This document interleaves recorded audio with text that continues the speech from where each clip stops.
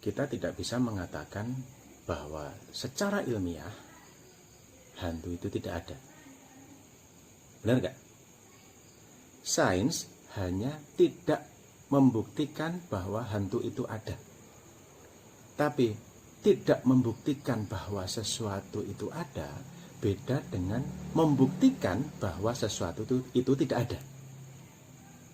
Iya nggak? Misalnya gini, anak saya bilang, "Pak, di kamar ada tikus," gitu. Saya kalau membuktikan ke sana bahwa tikus itu tidak ada, itu clear, itu tidak ada. Tapi kalau saya tetap duduk di sini, itu artinya saya tidak membuktikan bahwa tikus itu ada. Nah, posisi sains itu mirip saya duduk di sini nih. Alias, sains itu tidak berurusan atau nggak mau berurusan dengan hantu.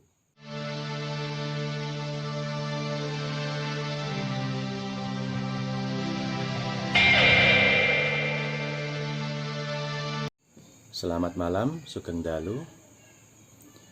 Saya saat ini sedang berada di gazebo belakang, smoking area saya.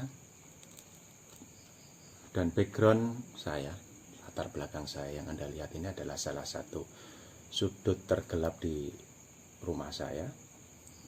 Itu yang pagernya itu kandang kelinci. Lalu kalau di front kamera gini nggak kelihatan ya, ada pohon jati di situ. Dan di pohon jati itu menurut beberapa kawan ada sesuatu. Dan sesuatu itu dikatakan oleh beberapa kawan yang mampir ke sini bentuknya sama ya. Dua kesaksian itu mengatakan bentuknya sama. Mbak-mbak kadang bergelantungan, kadang turun, pokoknya di situ gitu ya. Nah, kuntilanak. Saya mau ngomong soal hantu ya. Ini kan hantu. Sebentar, saya tak dulu ya, tak coba pakai back kamera. Barangkali teman-teman yang bisa melihat bisa sedikit merasakan ya lewat citra visual. Sebentar. Ya, itu persis di pohon yang ada kayak cabangnya itu ya. Silahkan kalau ada yang kepengen memindai, barangkali ada yang bisa. Saya sendiri nggak bisa. Oke, cukup ya. Oke, kita lanjut ya. Tadi saya katakan ya. Kawan-kawan saya yang datang ke sini mengatakan bahwa ada sesuatu di situ. Ketika saya diberi kata-kata begitu, lalu bagaimana respon saya? Saya orang yang tidak punya kepekaan atas hal-hal begitu. Meskipun secara teoritis saya percaya itu ada. Terserah ya, Anda mau bilang saya kolot, saya terbelakang dan sebagainya, silahkan aja. Tapi saya memang terlalu banyak mendengarkan kesaksian bahwa hantu itu ada, satu hal. Yang kedua, atau mungkin bahkan yang pertama ya, secara keimanan dalam Islam memang keyakinan keberadaan atau eksistensi atas hal gaib itu memang ditekankan ya, gitu. Nggak usah dibahas soal itulah.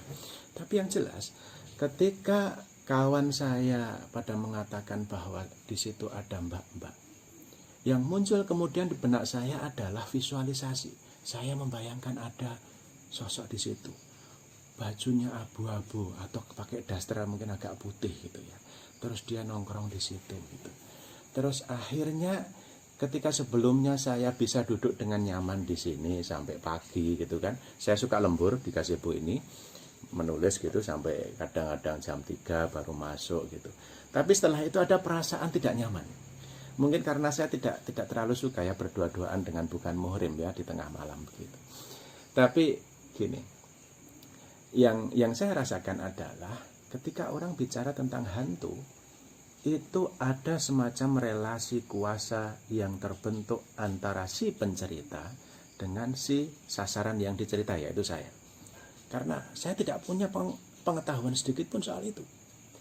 Akhirnya yang terjadi adalah orang-orang yang bercerita tentang hantu itu secara sangat detail. Mereka menggenggam kekuasaan atas saya. Pengetahuan itu kekuasaan. Saya dengan begitu gampangnya menurut, mengikuti. Karena saya tidak punya clue sedikit pun, tidak punya gambaran sedikit pun bahwa itu ada atau itu tidak ada. Gitu. Saya menyerahkan takdir dan ketaklitan saya kepada teman-teman saya yang mengaku bisa melihat hantu itu. melihat hantu di sini. Kita sebut saja mungkin namanya Mbak siapa ya, Mbak Abu-Abu. Oke. Jadi ada lagi-lagi ya, ada relasi kuasa.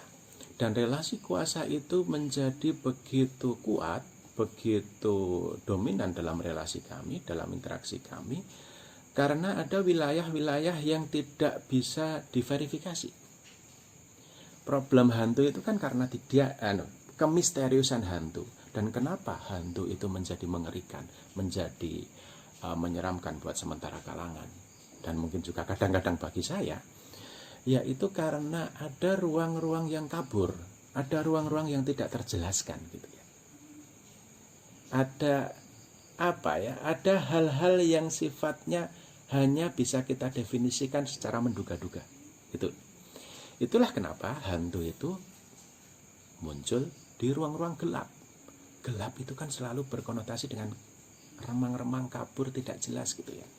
Sementara kalau terang itu jelas.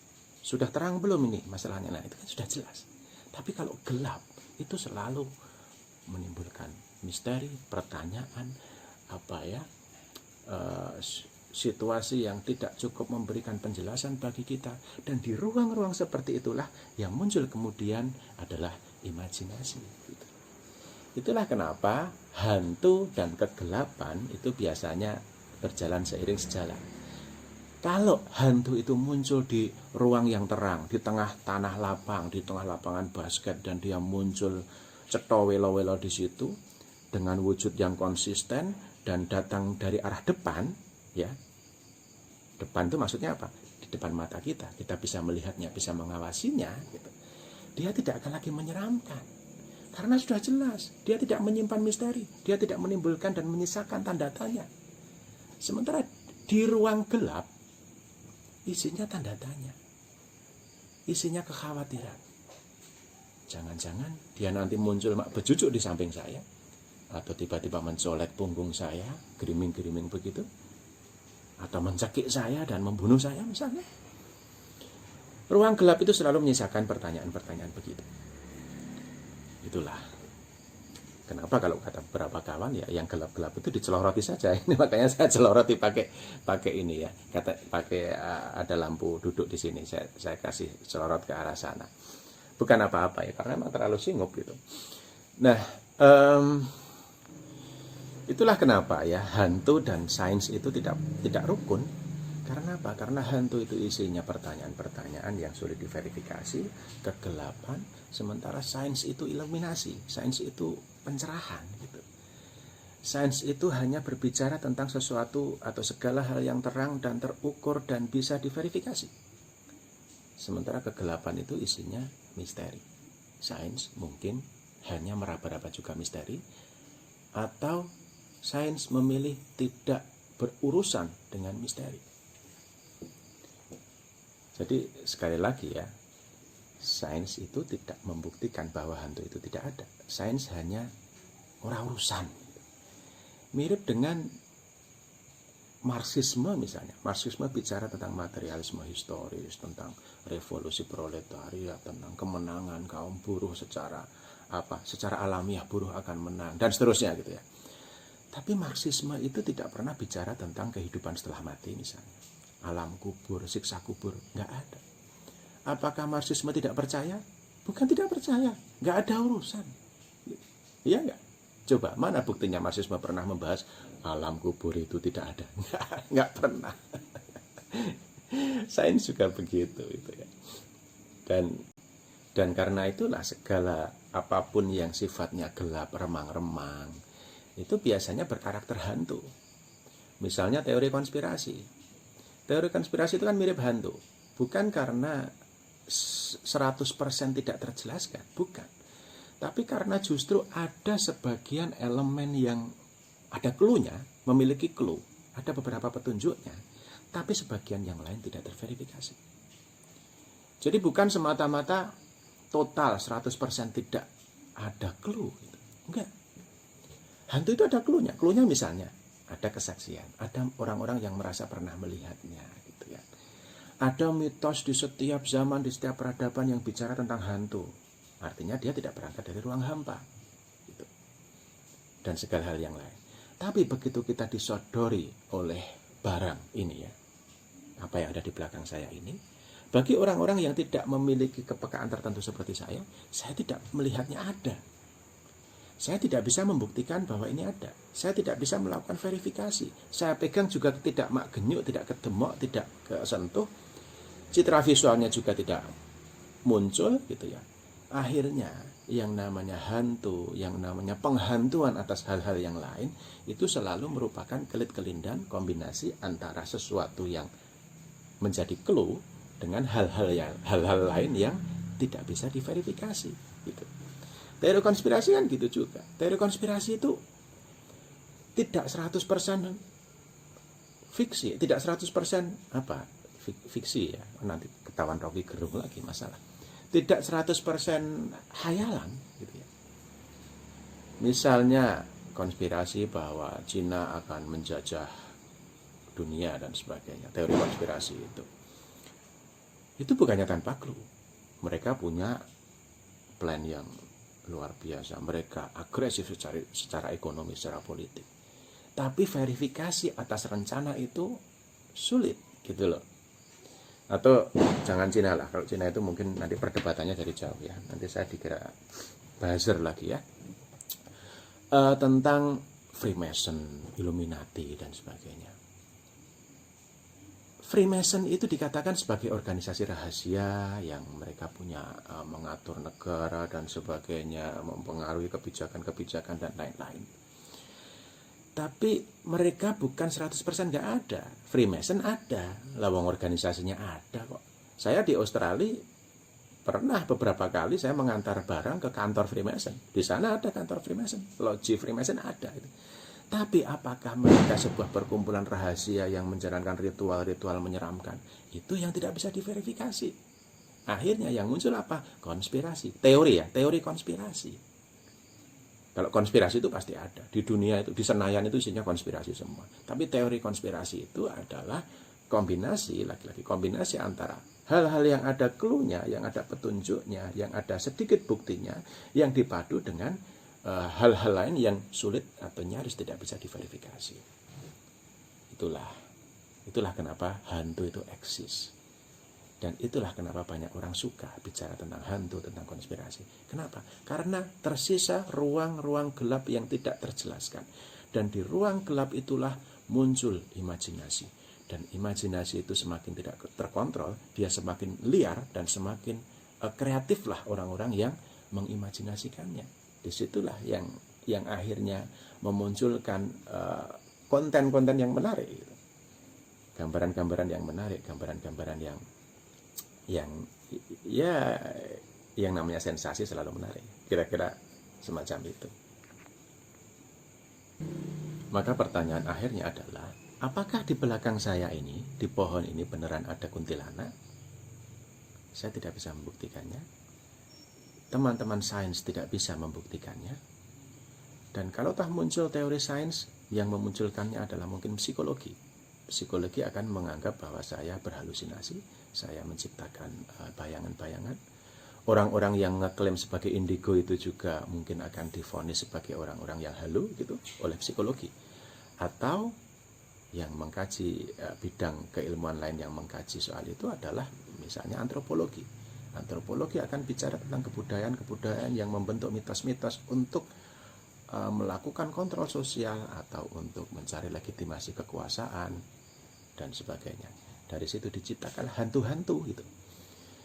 Dan cara menciptakan legitimasi kekuasaan dengan imajinasi, dengan mitos, dengan bayangan-bayangan yang tidak bisa diverifikasi, itu bisa jadi jauh lebih efektif daripada menciptakan legitimasi dengan hal-hal konkret yang bisa diverifikasi. Kenapa? Karena kalau hal-hal yang dijadikan legitimasi itu konkret, maka begitu dia bisa terbantahkan atau begitu dia bisa diruntuhkan, legitimasi itu akan hancur. Tapi kalau yang dijadikan basis legitimasi adalah dalam tanda petik mitos ya, saya sendiri agak kurang setuju ya kalau hantu disebut mitos, karena saya percaya itu ada secara eksistensial ya. Kalau saya ulangi. Kalau basis legitimasi itu ditanamkan dengan hal-hal yang sulit diverifikasi, maka efektivitas kontrol sosial itu bisa jadi jauh lebih kuat. Karena orang yang dikontrol dengan kegaiban-kegaiban dan misteri itu akan taklid gitu, akan menurut sepenuhnya. Dan saya tidak sedang bicara hanya dalam wilayah kekuasaan gaya lama feodal pramodern ya, semacam katakanlah mitosnya Roro Kidul atau apapun gitu ya. Bukan hanya begitu. Dalam kekuasaan modern pun mitos-mitos atau hantu-hantu itu terus diciptakan. Misalnya hantu komunisme gitu ya.